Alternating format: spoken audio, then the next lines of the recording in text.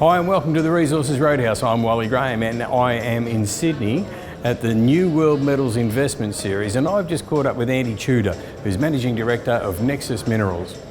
Andy, welcome back to the Roadhouse. It's good to see you. Yeah, you too, Wally. All right, so Nexus Minerals, you're nice and busy, especially at your Bathenga Porphyry Copper Gold project. You've been doing a lot of work there. What's next?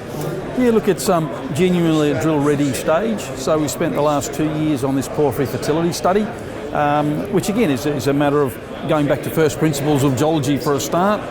We found the area a couple of years ago, pegged it. I did all the work through the COVID period when it was difficult to travel, but I sort of based myself over there and did a lot of the work there myself. A lot of it was around the lithogeochemistry, collecting the rocks, looking at the ground position we had.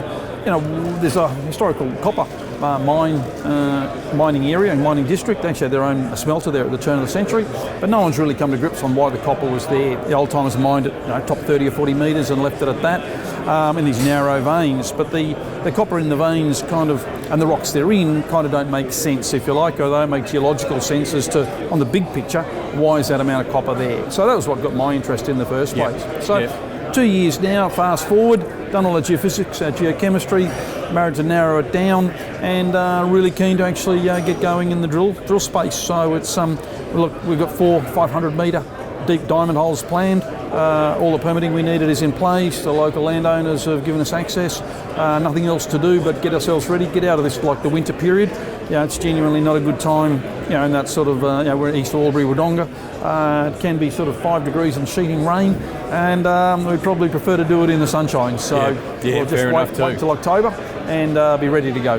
All right. So the actual, Bathenga, it's quite a substantial piece of ground on its own, but it's also like a small part of your overall picture, isn't it?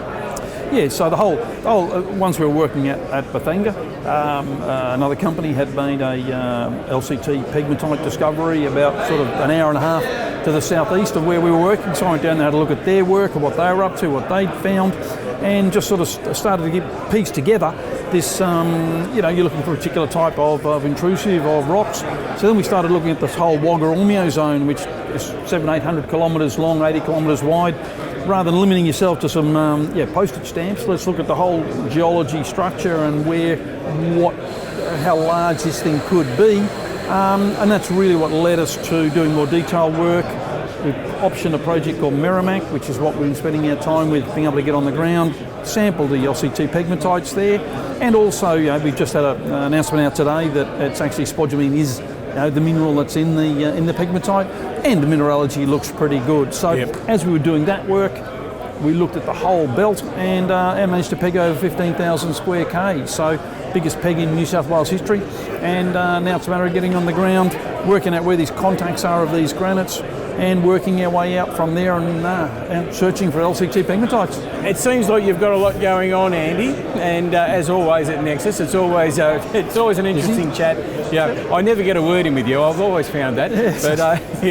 But it'd be great to catch up again next time and just find out how all this is progressing. Brilliant. Thanks for your time.